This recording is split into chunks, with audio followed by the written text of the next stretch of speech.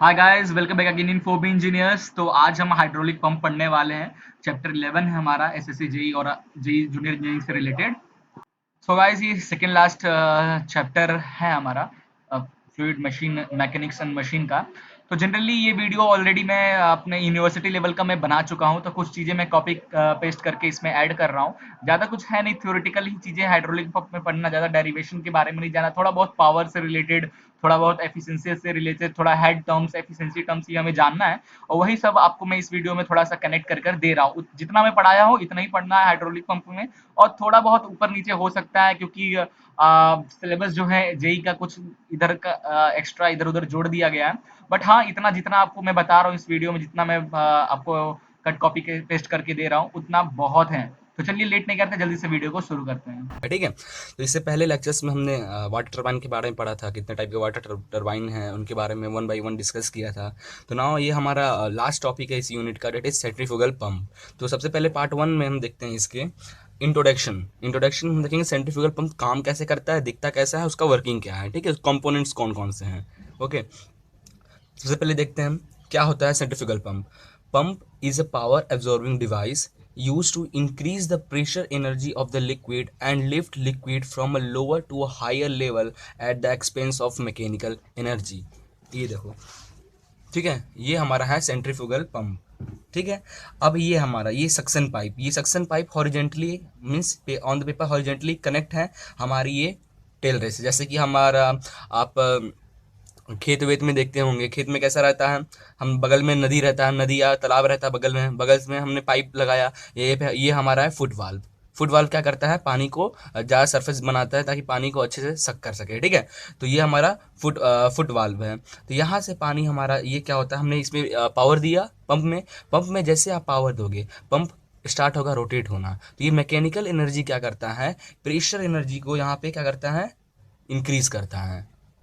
तो pressure energy को increase करेगा और यहाँ पे क्या करेगा हमारा यहाँ पे पूरे जितना वाटर को with the help of suction pipe शक करेगा यहाँ पे, और वाटर को हमारा बाहर डिलीवरी पाइप से बाहर की ओर लिफ्ट कर देगा। लोअर लेवल से हायर लेवल को लिफ्ट करने का काम करता है हमारा centrifugal pump. Okay, now definitions क्या है इसके। It is defined as a machine which convert mechanical energy into pressure energy. Mechanical energy को प्रेशर एनर्जी में कन्वर्ट करता है। ठीक है, क्योंकि हमने क्या किया, सेंट्रीफ्यूगल पंप में हमने पावर दिया, इलेक्ट्रिसिटी प्रोवाइड की, तो हमारा ये मैकेनिकल वर्क हो रहा है। ये रोटर, ये जो हमारा इम्पेलर लगा हुआ है, एक्चुअली यहाँ पे इम्पेलर है, इम्पेलर में ये ब्लेड्स लगे हुए हैं, तो इम्पेलर रोटेट हो रहा है। तो ये मैकेनिकल एनर्जी क्या कर रहा है, ये वाटर को शक कर रहा है और बाहर की ओर भेज रहा है। ठीक है, with the help of electricity और द मैकेनिकल एनर्जी। तो so this mechanical energy change into pressure energy. ठीक है, ये था हमारा centrifugal pump. Now a turbo machine which converts mechanical energy into pressure energy by means of centrifugal action on the liquid and raises the liquid from the lower level to higher level is known as centrifugal pump। ठीक है, वो turbo machine जो convert करता है mechanical energy को pressure energy में by means of centrifugal actions, ठीक है, from lower level to higher level is known as centrifugal pump. Okay, अब इसका वर्किंग देखते हैं, काम कैसे करता है। तो मैंने आपको जस्ट अभी बता ही दिया है काम कैसे करता है, फिर भी वर्किंग जो हमारा स्टैंडर्ड वर्किंग है वो हम देखते हैं। ठीक है, working principle. The first step in the operation of centrifugal pump is priming. ठीक है, प्राइमिंग क्यों करते हैं हम, प्राइमिंग मतलब होता है, आप जैसे कि कभी देखे होगे पंप चालू कर जैसे पंप आपने चालू किया तो आप देखा कि अब पानी नीचे से लिफ्ट नहीं हो रहा है। ठीक है, पानी नीचे से लिफ्ट होकर आप जहाँ जा रहे हो वहाँ पे नहीं जा रहा है, तो वहाँ पे फिर आप क्या करते हो, आप इसका जो ये डिलीवरी पाइप है, ये डिलीवरी पाइप से आप यहाँ पे एक्स्ट्रा अमाउंट ऑफ वाटर इसमें ऐड करते हो, ताकि ये हमारा डिलीवरी पाइप पूरा, ये जो सक्शन पाइप है यहाँ से लेके पूरा सक्शन पाइप ये पंप से लेके यहाँ तक वाटर फुल हो जाए। ठीक है, वो एक एनर्जी, एक उसको बोलते हैं हम लोग प्राइमिंग। अब प्राइमिंग का और अच्छे समझते हैं। और प्राइमिंग प्राइमिंग करने का एक और रीज़न है। कभी कभी आप देखा होगे, आपने जो यहाँ पाइप कनेक्ट किया उसमें पानी कुछ देर कुछ अमाउंट ऑफ वाटर है, कुछ अमाउंट ऑफ एयर, कुछ अमाउंट ऑफ वाटर, कुछ अमाउंट ऑफ एयर, ऐसे आप पाइप में देखोगे, ऐसे आपका वाटर बाहर की ओर आ रहा है, उसमें कुछ अमाउंट ऑफ वाटर है। मीन्स अगर हम ऐसे बना के दिखाइए, पाइप है हमारा, ठीक है, यहाँ पे कुछ अमाउंट ऑफ वाटर देखोगे, यहाँ पे कुछ एयर देखोगे, कुछ वाटर कुछ एयर, ऐसे छोड़ छोड़ कर कभी पानी हमारा बाहर निकलता है, ठीक है। ये कारण होता है हम हमारा क्या होता है इसमें एयर वाटर, ये जो हमारा सेंट्रीफ्यूगल पंप है, ये एयर जब कंडक्ट करता है तब ऐसा होता है, ठीक है। तो इसको निगलेक्ट करने के लिए हम क्या करते हैं, पहले प्राइमिंग करते हैं, एक्स्ट्रा अमाउंट ऑफ वाटर पूरा पंप से लेके यहाँ तक हम फिल कर देते हैं, ताकि कोई भी एयर इसके बीच में ना हो, क्योंकि आप पानी फिल करोगे तो यहाँ से पूरा पंप में भरते हुए यहाँ तक पानी जाएगा, उनके बीच में कोई एयर स्पेस ही नहीं बचेगा कि एयर एंटर हो। फिर जब आप मोटर स्टार्ट करोगे तो वो पानी बाहर आएगा, और साथ में जो हमारा पॉन्ड का या लेक का वाटर है वो साथ में बाहर आएगा यूनिफॉर्म मोशन में, कोई बीच में एयर नहीं आएगा। तो कोई इससे हमारा क्या होगा, यूनिफॉर्म टाइप में वाटर बाहर आएगा हमारा, ठीक है। तो ये था कुछ हमारा प्राइमिंग, इसलिए हम प्राइमिंग करते हैं। नाउ नेक्स्ट है,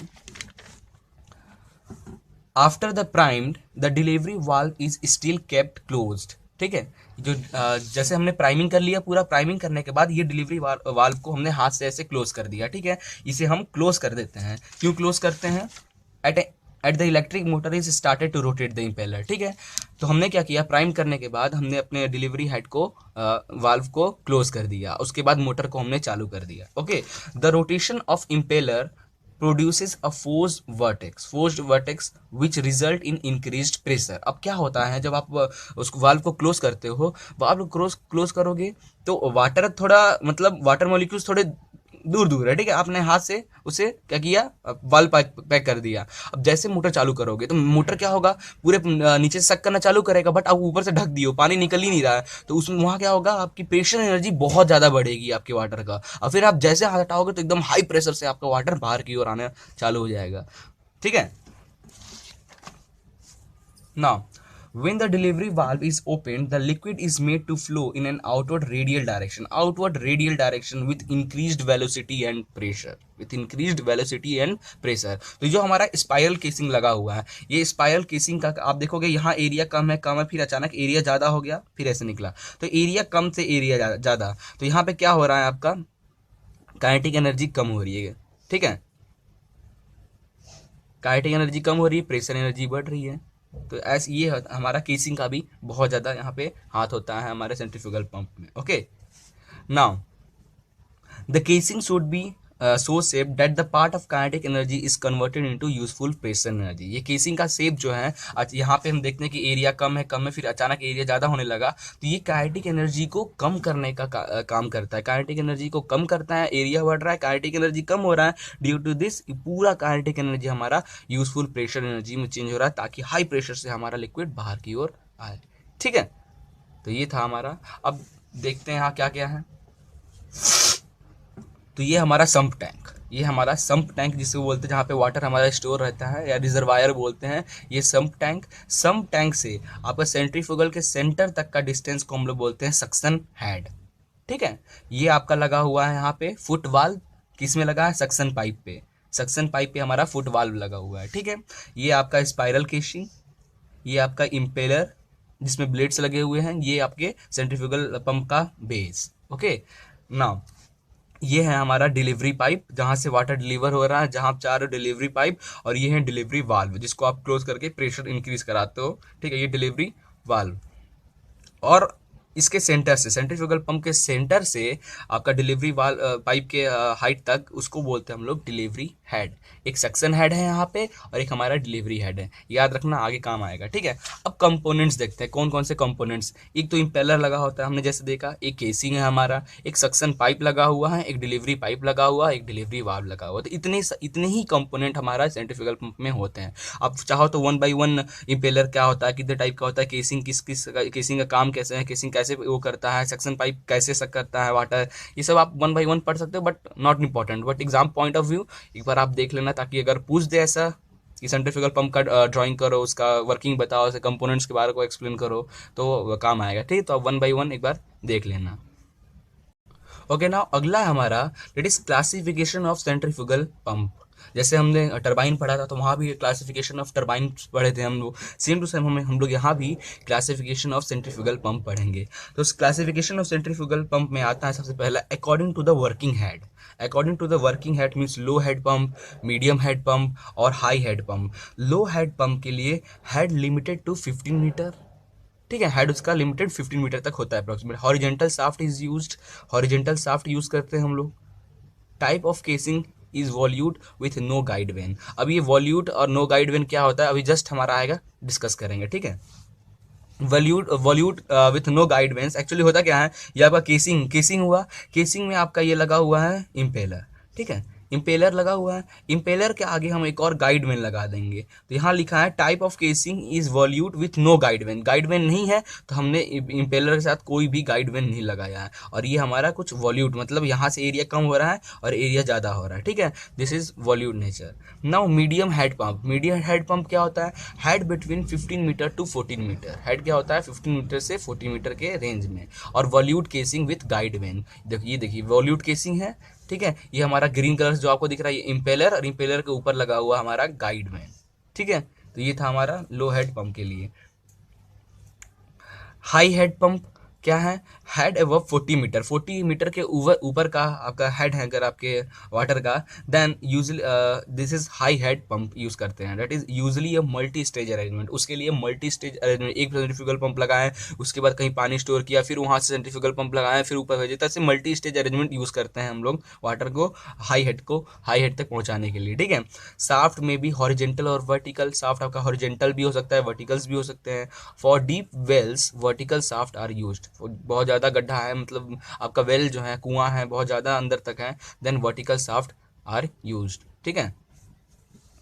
तो ये था हमारा अकॉर्डिंग टू वर्किंग हेड के हिसाब से क्लासिफिकेशन ऑफ सेंट्रीफ्यूगल पंप। अब आता है हमारा according to type of casing. अब हम type of casing, volute casing क्या होता है, वॉर्टेक्स केसिंग क्या होता है, डिफ्यूजर केसिंग क्या होता है, ये तीन हम यहाँ पे डिस्कस करेंगे, okay. वॉल्यूट casing, volute casing is a spiral from with increasing cross section area towards the discharge and, ठीक है। ये देखो यहाँ से ये डिस्चार्ज हो रहा है, तो आप देखोगे यहाँ पे एरिया कम है, यहाँ पे एरिया कम है, फिर ज़्यादा, फिर ज़्यादा, फिर एरिया ज़्यादा। एक्चुअली ड्राइंग थोड़ा गलत बना है बट आप समझ लेना, यहाँ पे एरिया कम है, फिर ज़्यादा, फिर ज़्यादा, फिर ज़्यादा, फिर ज़्यादा, फिर एरिया मतलब ये आपका यहाँ से आपका जो डिस्चार्ज एंड, यहाँ से डिस्चार्ज हो रहा है तो यहाँ से डिस्चार्ज एंड का एरिया बढ़ती जा रहा है, ठीक है। तो वॉल्यूट केसिंग ऐसा कुछ होता है, मतलब आपको अगर अच्छे से मैं बना के दिखाऊं तो कुछ इस तरह होता है, ठीक है, आपका ऐसा इम्पेलर लगा होता है,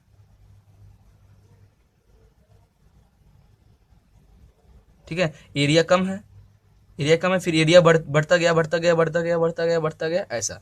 तो ऐसा कुछ होता है, ठीक है। तो ये होता है हमारा वॉल्यूट केसिंग, ठीक है। तो क्या लिखा था, वॉल्यूट casing is a spiral form with increasing cross sectional area towards the discharge and, towards the discharge and. अगला लाइन लिखा है the increase in area of flow decrease the velocity of flow. अब ये हम एरिया क्यों increase रहता है, because जब एरिया इंक्रीज होगा, ठीक है, तो उसकी वेलोसिटी क्या होगी, कम होगी। वेलोसिटी कम होगी तो प्रेशर एनर्जी क्या होगा, बढ़ेगा। तो हाई प्रेशर एनर्जी से हमारा लिक्विड बाहर की ओर आएगा। सो यहाँ पे लिखा भी है the pressure of the liquid increase as velocity decrease because kinetic energy converted into pressure energy, ठीक है। मैं दिखा देता हूँ यहाँ पे अगर नहीं दिख रहा हो तो दिस। नाउ अब आता है हमारा that is vortex casing. Vortex casing कैसा होता है, in a vortex casing a circular chamber is introduced between the impeller and the casing। ये आपका क्या है, impeller, और ये आपका क्या है, केसिंग। इम्पेलर और केसिंग के बीच में एक सर्कुलर वॉर्टेक्स चैम्बर हमारा होता है, that is my vortex casing. The efficiency of this type of casing is more compared to the simple volute casing because loss of head due to eddies is reduced considerably। जो AD formation होता है यहाँ पे Aedes formation कम होता है due to vortex chamber, एक circular vortex chamber के कारण जो एडिस मतलब वाटर आया और ऐसे ऐसे आपके केसिंग के सरफेस से टकराकर ऐसे ऐसे कुछ होने लगा, टर्बुलेंट टाइप का, जैसे हमने पढ़ा था, ऐसा एडिस फॉर्मेशन होने लगा। ड्यू टू दिस एफिशिएंसी कम होती है, तो ये वॉर्टेक्स चैम्बर क्या करता है, हमारा उस एडी को कम करता है, ठीक है। अब आता है हमारा डिफ्यूजर केसिंग। डिफ्यूजर केसिंग कैसा होता है, कुछ ऐसा होगा। Diffuser casing, the impeller surrounded by a series of guide veins mounted on the ring which is called diffuser. ठीक है, ये आपका अंदर जो ब्लैक कलर से दिख रहा है ये हमारा क्या है, इम्पेलर। ये हमारा है इम्पेलर। इस इम्पेलर के ऊपर हमें ये जो आपको ब्लू कलर से दिख रहा है ये हमने गाइड व्हील और गाइड वेन्स गाइड व्हील लगाया है जिसमें गाइड वेन्स हमारे लगे हुए हैं। तो इसे हम क्या बोलेंगे, डिफ्यूज। इसे ही हम डिफ्यूज़र बोलते हैं। तो डिफ्यूज़र केसिंग कैसा होता है कि अब इम्पेलर के ऊपर हमारा गाइड वेन लगा होता है, गाइड व्हील लगा होता है, दैट इज माय डिफ्यूज़र। अब काम क्या है, as the area of guide blade increase the velocity of flow through guide blade reduce, this increase the pressure of liquid. अब ये गाइड वेन का काम क्या करता है, ये एरिया बढ़ा रहा है, तो एरिया बढ़ रहा है तो यहाँ वेलोसिटी तो कम हो रही लेकिन कुछ ज़्यादा अच्छे से कम नहीं हो रही, तो हमने गाइड वेन लगा दिया। तो वाटर की जो वेलोसिटी से सक कर रहा है उस वेलोसिटी को गाइड वेन क्या कर रहा है, कम कर रहा है। जब वेलोसिटी को कम कर रहा है तो काइनेटिक एनर्जी कम हो रही है, काइनेटिक एनर्जी कम हो रही है तो आपकी प्रेशर एनर्जी बढ़ रही है। ठीक है, क्योंकि काइनेटिक एनर्जी क्या होता है हमारा 1/2 mv²। वेलोसिटी कम हो रही है, काइनेटिक एनर्जी कम होगी, काइनेटिक एनर्जी कम होगी तो प्रेशर एनर्जी बढ़ेगा दिस कंडीशन में। ओके, तो हाई प्रेशर से हमारा वाटर बाहर की ओर आएगा। ना अगला हमारा क्लासिफिकेशन है सेंट्रीफ्यूगल पंप का, that is according to number of impeller. Number of impeller mean single stage pump और मल्टी स्टेज पंप, इसके बारे में हम डिस्कस करेंगे। और भी बहुत सारे क्लासिफिकेशन हैं हमारे, जैसे कि आपको मैं बता देता हूँ, हो सके तो पढ़ लेना। According to fluid entrance to the impeller, जो इम्पेलर में कैसे फ्लूइड आता है उसका भी 2-3 टाइप का, single entry pump, double entry pump ऐसा होता है।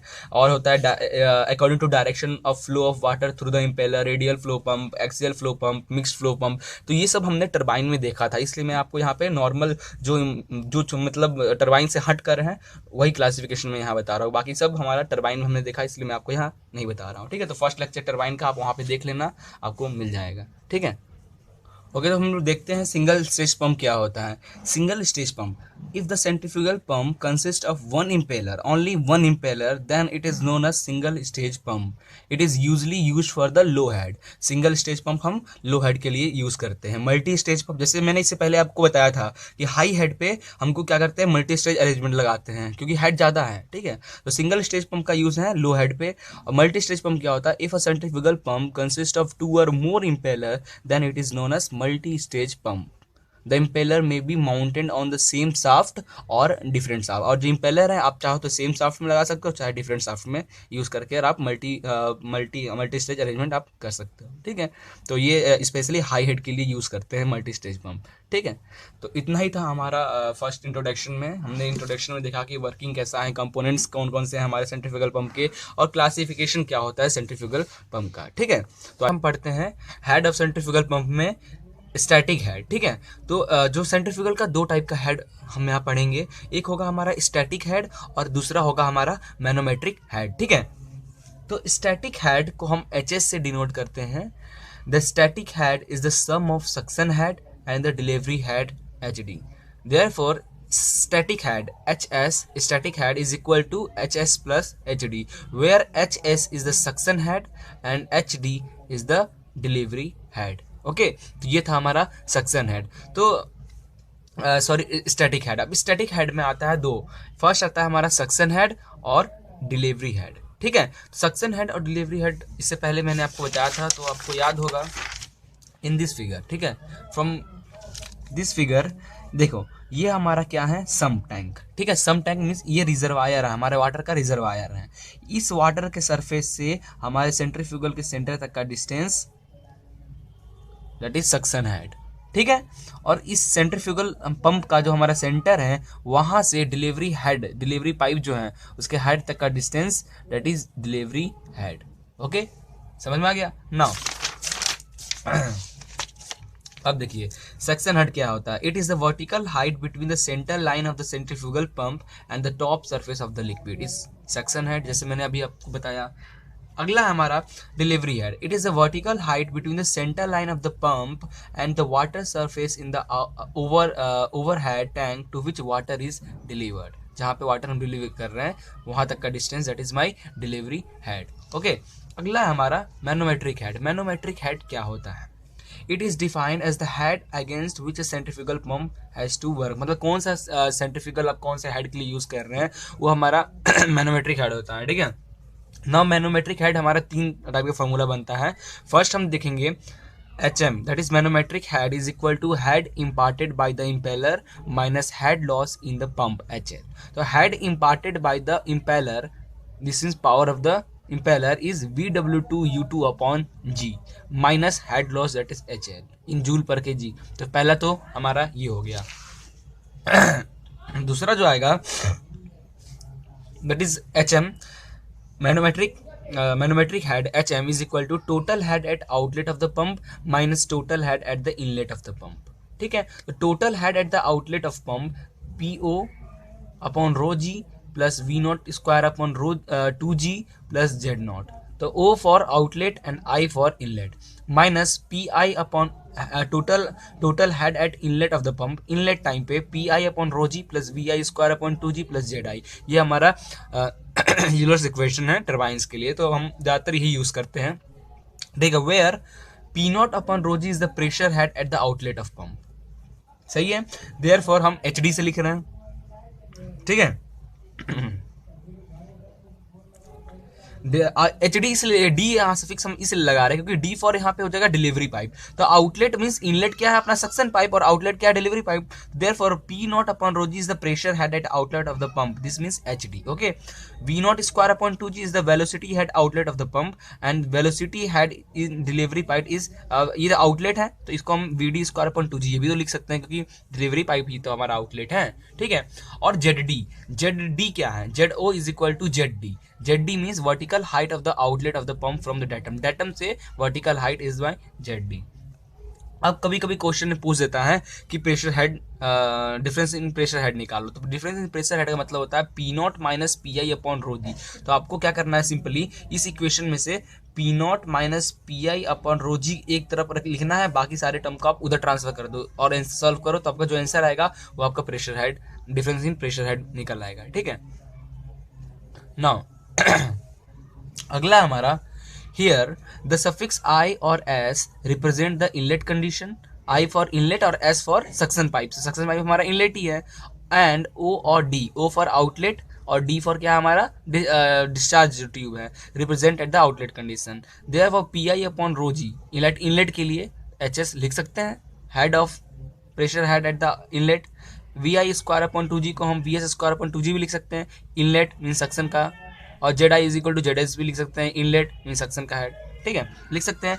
नाउ हमारा थर्ड जो फॉर्मूला बनता है HM is equal to HS plus HD plus HFS plus HFD plus VD square upon 2G, where HS is the pressure head at the inlet, HD is the pressure head at the delivery, HF is the friction head loss in the suction pipe, S for suction। ठीक है, तो friction head loss in suction pipe HF क्या है, friction head loss, और D क्या for friction head loss in delivery pipe. VD square upon 2G क्या है, VD हमारा velocity of water in delivery pipe, in delivery pipe में हमारा जो kinetic energy that is VD square upon 2G। Okay, now if the diameter of suction and delivery pipe are same, अगर diameter suction pipe और delivery pipe का दोनों का diameter same हुआ then जो वेलोसिटी हो जाएगा वो तो इक्वल हो जाएगा। And if the pressure gauge are at the same level then ZS is equal to also ZD। Then the equation reduce to, जो हमारा ये इक्वेशन है, ये इक्वेशन जो 2 इक्वेशन है ये रिड्यूस होकर बन जाएगा हमारा HM is equal to PD rho g minus PS rho g is equal to HD minus HS। तो ये फॉर्मूला आप ध्यान में रखना,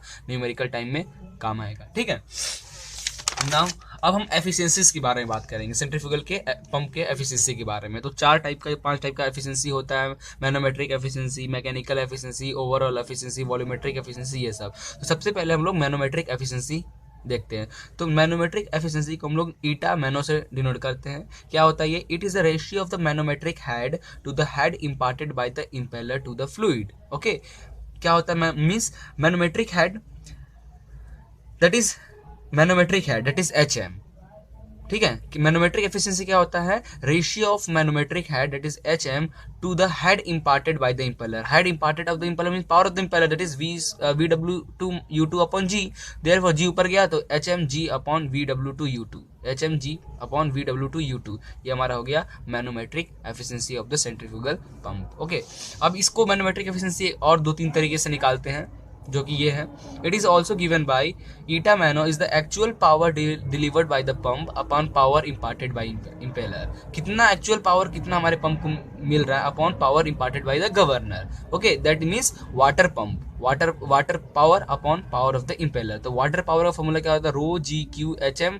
अब देखो एच हो लेते थे, यहाँ पे हमारा मैनोमेट्रिक एफिशिएंसी निकालना है तो हम लोग हेड मैनोमेट्रिक हेड ले रहे हैं, ठीक है, upon rho g Q V W two U two upon जी.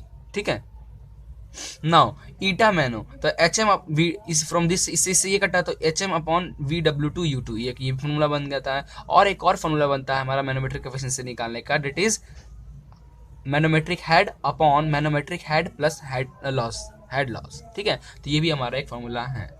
ना अगला है हमारा mechanical efficiency. Mechanical efficiency eta m से डिनोट करते हैं. It is the ratio of power actually delivered by the impeller to the power supplied at shaft. Means actual power upon total power, यही होता है हमारा एक्चुअल. आप ही बताओ efficiency का मतलब क्या होता है. एक्चुअल पावर अपॉन आपका total power, that is my efficiency. ठीक है, तो यहाँ mechanical energy supply to the rotor, आपने जो मैकेनिकल एनर्जी रोटर को सप्लाई कर रहे हैं upon mechanical energy supply to the shaft, आपको जो पावर मिल रहा है. ठीक है, therefore eta m is the impeller power upon shaft power. ठीक है, तो इम्पेलर पावर हमारा V W two U two upon g, और shaft power that is V W two U two upon g plus mechanical losses, क्योंकि shaft power में कुछ losses भी हैं, तो हमारा इम्पेलर पावर और उसमें कुछ लॉसेस को हमने ऐड कर दिया. देयरफॉर हमारा जो मैकेनिकल एफिशिएंसी बनेगा rho g Q power of the impeller, rho g Q V W two U two upon g upon हमने इस पूरे को बस लिख दिया कि शाफ्ट पावर. तो ये हमारा मैकेनिकल एफिशिएंसी. और power at the impeller, power at the impeller का मतलब होता है power actually delivered by the impeller, और that is the work done by the impeller per second. Impeller कितना वर्क प्रोड्यूस कर रहा है पर सेकेंड में, that is my the power at the impeller. Okay, अगला है हमारा हाइड्रोलिक एफिशिएंसी. हाइड्रोलिक एफिशिएंसी क्या होता है, हाइड्रोलिक एफिशिएंसी को हम लोग ईटा एच से डिनोट करते हैं. तो hydraulic efficiency eta H is the useful hydrodynamic energy fluid, hydrodynamic energy of fluid upon mechanical energy supply to rotor. तो हम लोग हाइड्रोलिक एफिशिएंसी टर्बाइंस में क्या पढ़े थे, हाइड्रोलिक मींस फ्लूइड आ रहा है और रोटर को रोटेट कर, रनर को रोटेट कर रहा है, तो हम लिखते थे hydraulic efficiency runner power upon water power. But pump के केस में क्या होता है, हमने रोटर को रोटेट किया तो वाटर को हम फेंक पा रहे हैं, देयरफॉर तो ये क्या हो जाएगा, water power upon runner power, that is my hydraulic efficiency, उसका उल्टा. Now volumetric efficiency, volumetric efficiency eta V. तो वॉल्यूमेट्रिक एफिशिएंसी क्या होता है, actual discharge upon theoretical discharge, जो हम शुरू से पढ़ते आ रहे हैं.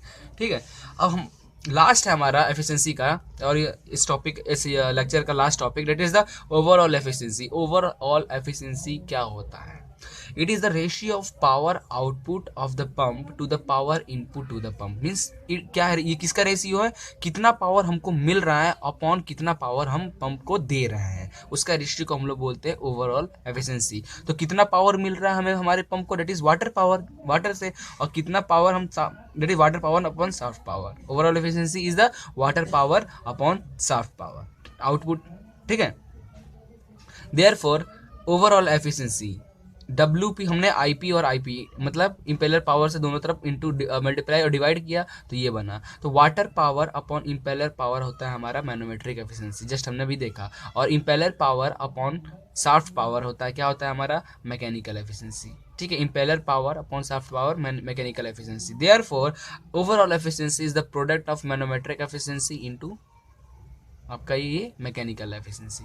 तो ओवरऑल एफिशिएंसी का हमारा एक ये फॉर्मूला है. ठीक है, तो ज़्यादा कुछ भी नहीं है सेंट्रीफ्यूगल पंप में, यही सब जो एफिशिएंसी का फॉर्मूला है. और इससे पहले इसके बाद में एक lecture work done by the pump, कितना वर्क डन करता है पंप से, तो वो एक लेक्चर रहेगा हमारा. ठीक है, तो इसी टॉपिक पे बस इतना ही, जितना मैं आपको न्यूमेरिकल फार्मूलाज जो आपको बताया, उसके एफिशिएंसी, उसका हेड, उसका वर्क डन, उसका पंप का पावर, इतना ही एग्जाम में पूछा जाएगा. ठीक है, इतना ही आपको एग्जाम में पूछा जाएगा.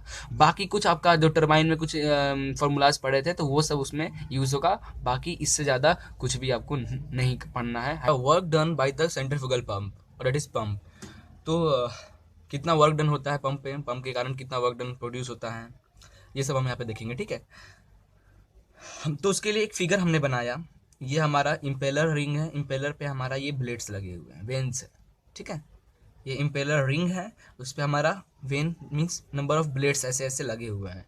ठीक है, अब हम देख रहे हैं इनलेट और आउटलेट कंडीशन देखेंगे। तो ये वाटर का इनलेट हुआ पंप में और वाटर का आउटलेट हुआ यहाँ से पंप में।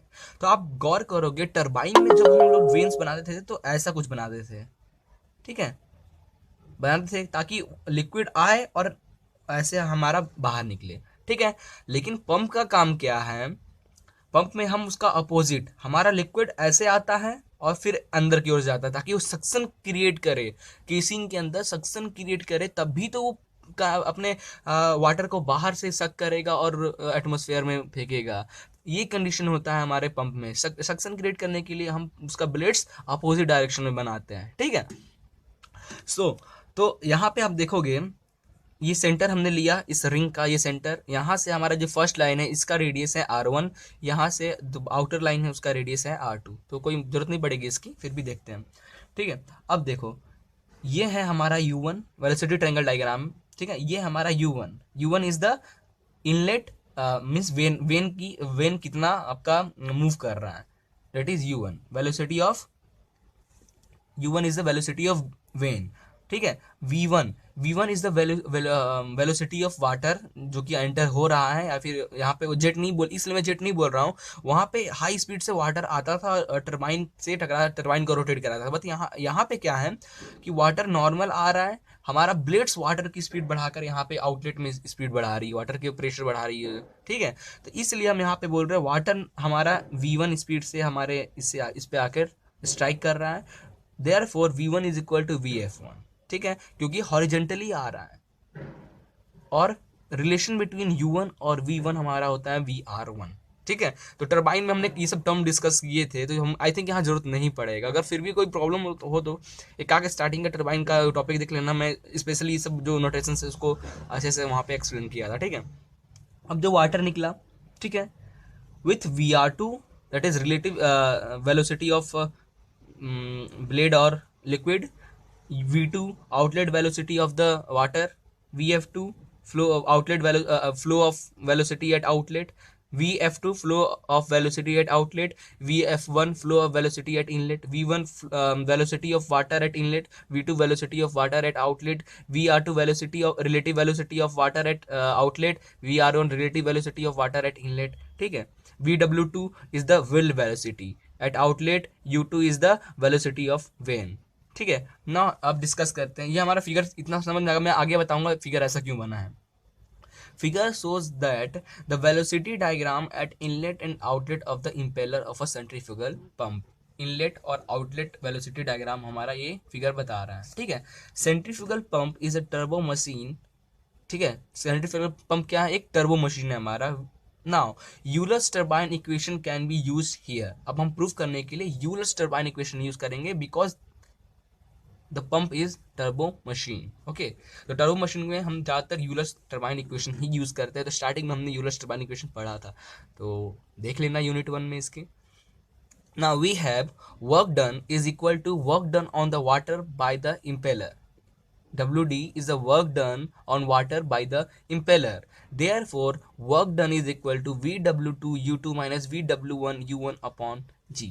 ये हमारा वर्क डन हो जाएगा सेंट्रीफ्यूगल पंप का, ठीक है, क्योंकि आउटलेट माइनस इनलेट, यही तो हमारा वर्क डन होगा, इसलिए हमने ऐसा लिखा। Now for maximum work done by the impeller water should enter radially, ठीक है। फॉर मैक्सिमम वर्क डन के लिए जो वाटर अंदर आ रहा है वो रेडियली अंदर आ रहा है और एक्सियली बाहर जा रहा है, ठीक है। So that is alpha 1 is 90 degree, alpha 1 is 90 degree, therefore VW1 0। अब यहाँ पे हमको VW1 क्यों नहीं दिख रहा है, बिकॉज जो ये अल्फा बना है ना, ये अल्फा U1 से 90 डिग्री पे है। For maximum condition alpha 1 is 90 degree. जब अल्फा 1 90 हो जाएगा तो विल वेलोसिटी कहाँ 0 हो जाएगा, क्योंकि विल वेलोसिटी अगर यहाँ एक और होता हमारा VF1 तो वहाँ से वहाँ तक का डिस्टेंस को हम लोग VW1 बोलते हैं। जब अल्फा 190 हो गया मीन्स V1 VF के इक्वल हो गया, तो V1 VF1 के इक्वल हो गया, therefore VW1 is equal to 0। Therefore, equation 1 reduced to this equation reduced to VW2 U2 upon G is the work done of the pump। तो main formula हमारा यही है, कुछ ज़्यादा नहीं था इस टॉपिक में, ज़्यादा डिस्कस करने के लिए है ही नहीं, हमें फिगर समझना था, फिगर ऐसा क्यों बना, ठीक है, और इसका वर्क डन क्या होगा। नाउ पावर, वर्क डन हमने निकाल लिया। अब पावर का फॉर्मूला होता है work done into rho into discharge. Okay, therefore power is equal to work done, that is V W2 U2 upon G rho Q। Okay, where Q is the discharge. ठीक है, Q क्या है हमारा discharge. मैं actually यहाँ पे थोड़ा zoom करता हूँ ताकि आपको यहाँ पे टर्म्स अच्छे से दिख जाए।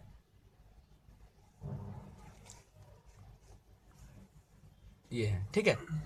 Q is the discharge. Discharge क्या होता है, pi D1 B1 VF1 is equal to pi D2 B2 VF2। ठीक है, where B is the width of the impeller. B क्या है, width of the impeller. D is the diameter of impeller. तो width into dia that is area, pi width into dia area into velocity that is discharge. तो pi D1 V1 VF1 is equal to, अब देखो VF1 हमने इसलिए किया कि flow velocity, तो discharge में फ्लो वेलोसिटी तो कंसीडर करते हैं, इसलिए VF1 और दिस पॉइंट VF2 दोनों एक दूसरे के इक्वल हो जाएगा क्योंकि डिस्चार्ज इनलेट और आउटलेट सेम होता है। Where rho, what is rho, rho is the density of fluid in kg per meter cube, B is the width of the impeller and VF is the flow velocity in meter per second। Okay, तो यही था हमारा normal work done by the pump. Pump से कितना work produce हो रहा है ये था, और ये इसका मेन ये फॉर्मूला वर्क डन का, और दिस इज पावर का। अब एक फॉर्मूला और होता है हमारा वर्क डन का, that is U2 minus U1 square plus V2 square minus V1 square plus VR square minus VR2 square upon 2G। Actually यहाँ पे रॉन्ग है, दिस इज नॉट, यहाँ स्क्वायर होगा, मुझे लग रहा था कुछ यहाँ गलत है। ठीक है, तो U2 square minus U1 square plus V2 square minus V1 square plus VR1 square minus VR2 square upon 2G। अब ये वर्क डन का फॉर्मूला कहाँ से आया, तो कुछ ज़्यादा जरूरत नहीं है जानने की कहाँ से आया, फिर भी ये अब देख, एक तो वर्क डन हमने इसके ब्लेड से बना लिया कि वर्क डन हमारा इतना निकला। ठीक है, अब यही चीज़ यहाँ हमने निकाला इस टर्म में। अब ये कैसे निकलता है पता है, जब आप ये देखो, अब जो हमारा नॉर्मल ये फिगर था, ये फिगर को जब कंसिडर करोगे तो section one that is suction pipe. ठीक है, सेक्शन 2 हमारा impeller, section 3 that is my casing, section 4 is delivery. तो हर एक सेक्शन पे हम हेड निकालेंगे और उसे प्लस करके देखेंगे, तो हमारा जो फाइनल में वर्क डन जो आएगा फ्रॉम दिस फिगर, हमारा वर्क डन आएगा जो मैंने आपको अभी दिखाया, this is work done U2 square minus U1 square plus V2 square minus V1 square plus VR1 square minus VR2 square upon 2G। तो फिलहाल आप बस इतना याद रख लो, ऐसा कुछ भी होता है वर्क डन पंप का, काफ़ी है हमें आगे करने के लिए ना।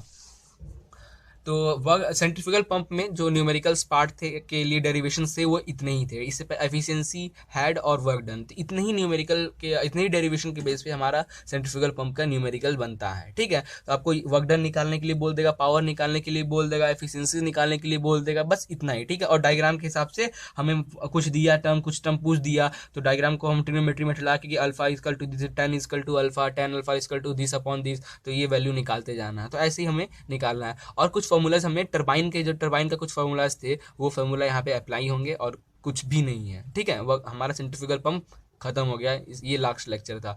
अब एक दो टॉपिक और आता है, बहुत इजी है, आप चाहो तो बुक से पढ़ लेना, that is cavitation and multi stage arrangement. Multi stage arrangement कैसे करते हैं, और कैविटेशन मिनिमम 5 से 10 मिनट का, ये 5 से 10 मिनट का लेक्चर है, आप चाहो तो खुद से पढ़ के देख लेना, नहीं तो मैं खुद बता दूंगा। ठीक है, कैविटेशन क्या होता है, ये टॉपिक था हमारा, क्योंकि सिलेबस में ये कैविटेशन टॉपिक है, और मल्टी स्टेज अरेंजमेंट कैसे करते हैं। ठीक है, थ्योरी पार्ट है, आप देख लेना, अदरवाइज हो सके तो मैं खुद आपको एक्सप्लेन कर दूंगा। ओके, तो न्यूमेरिकल जितना हो सके उतना लगाना, एक दो न्यूमेरिकल मैं भी लगवा दूंगा। सो आई थिंक आपको ये लेक्चर अच्छा लगा, तो please like and share it and don't forget to subscribe. Thank you.